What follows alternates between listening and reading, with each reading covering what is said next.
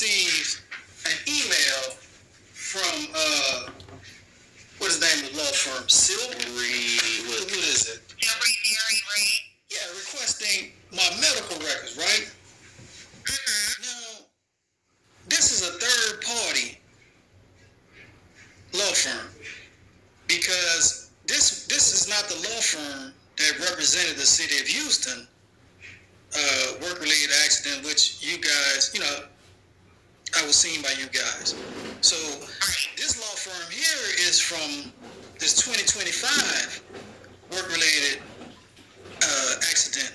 So in other words, they reached out to you guys for my medical records, and I never gave them consent, nor did they produce a subpoena. With a work comp case, they don't need your consent to request records. For a work, go ahead. For a workers' compensation case, they don't need your consent to request records. They're entitled under the Texas Labor Code to be able to request records of hospitalization, medical, injuries, diagnosis, any treatments. They don't need, unfortunately, your permission. But let me slow you up a little bit. I never told them I was ever treated by you guys. I never told them anything about you guys. I never signed any consent. They sent me the consent form to sign, but I never signed it. I never returned it back. I did nothing. But for them to reach out to you guys, I'm like, damn, how is that possible? Because they didn't know the DWC number of, the work injury claim. And it's all puzzling because I'm like, damn. But I do see that they sent you guys a Texas Labor Code statute 408.025 that says, yeah, and I believe that's the one you're referring to, saying that they don't need my authorization. However, they are not the insurer. You understand what I'm saying? Are they the ones fighting your workers' comp case on the other side? Are they trying to defend the case? Yeah, of the new case, not the one that I was receiving treatment from you guys. Not that one. That one there is over with. But this is from a new one, and they're always going to try to go back and get all your records to see if anything is exacerbated from a previous accident as an excuse not to pay out. Right. They're always going to see if it's a new injury or something that's old that's just been aggravated. I mean, they're going to try and dig as much as possible, which is why I'm thinking they requested everything, even if it wasn't related. I understand that, but again, they had to have consent. That's why they sent me the consent. Because if they didn't need consent, they would have never sent me the consent form, period. But they sent me the consent form. I never signed it. I never even downloaded. I never even printed out or nothing. It's still in the email. But they proceeded. And I'm like, okay, well, maybe someone signed. Maybe you guys, I'm just trying to figure out they committed fraud or... They definitely haven't committed fraud because they're now using the labor code to get around you not consenting. Well, they're going to get their information on the different codes under Texas. Yeah. But even it's not right and it's not fair. It's just they're always going to do what they want. But the insurance company. Yeah, but they can't. I mean, it's just on patients like me to catch them, because I was on the phone with TDI, Division of Workers' Comp, and the lady said, "Oh, if they did that, they're in violation." Just like I explained it to you, I explained it to her the same way. And she said, and I asked, I'm like, okay, man, can I report this to Texas Medical Board and Attorney General? She like, you may well can, because if they obtain those records without your consent, and they are a third party, they're defense attorneys. So, they digging. That's what I'm saying. I never consented to them, but I'm thinking maybe someone forged my signature. Maybe I don't know what they showed you guys other than that statute, that document that that you have. But that is not. All I have is the letter from the attorney office saying it will represent the above carrier in the workers' compensation case regarding 408.25, and then further down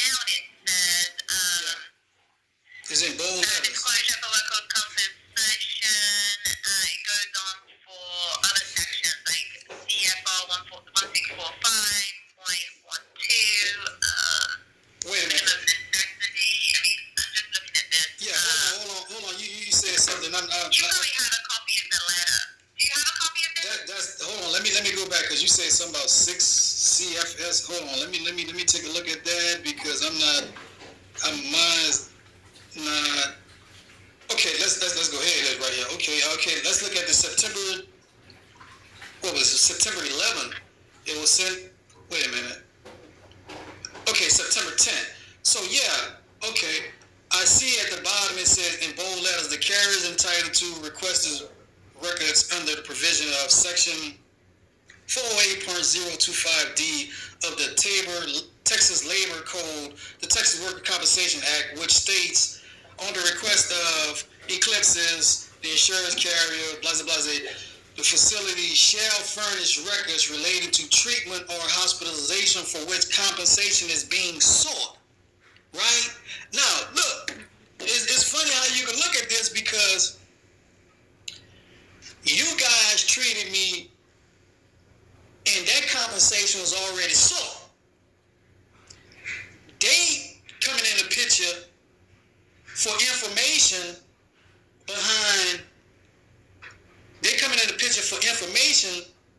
for compensation that was already sought. That's a done deal. The city of Houston attorneys already looked at my file, and the city of Houston attorneys is not this law firm. So this law firm is a third-party law firm. That's what I'm saying. See, the way they apply, they manipulating the law. They got other laws. Yeah, I can see that. And then if you look on the second page, it says how this rule works. Disclosures without individual authorization. The privacy rule permits covered entities to disclose protected health insurance information to workers' compensation insurers, state administrators, employers, and other persons or entities involved in workers' compensation systems without the individual's authorization. As authorized by and to the extent of necessary to comply with laws related to workers' compensation or similar programs established by law that provide benefits for work-related injuries or illness without regard of fault. This includes programs established by the Black Lung Benefits Act, the Federal Employees Compensation Act, the Longshore and Harbor Workers Compensation Act, and the Energy Employees Occupational Life Insurance Compensation Act. See page 45 CFR 164.512. To the extent the disclosure is required by state or other law, the disclosure must comply with and be limited to the law requires. See 45 CFR 164.512. For the purpose of obtaining payment for any health care provided to injury or ill worker. The definition of this is in 45 CFR 164.501. Now, that page They're throwing out other things too. That page you just read from, I seem not to have that because my second page, okay, let's look at it. At the bottom of page 1, where it says the records you provide shall include but not limited to the following types of records: patient registration, information sheets, medical questionnaires, sign-in sheets, narrative reports. Is that the page that you're reading from? No, I have that page, and it's the page after that. The page after. So I have a page after that that says disclosures for workers' compensation purposes, and that's what I just read to you. And it's like an extra 3 pages. No, I don't have those pages. The page after that is Houston Spine and Rehab.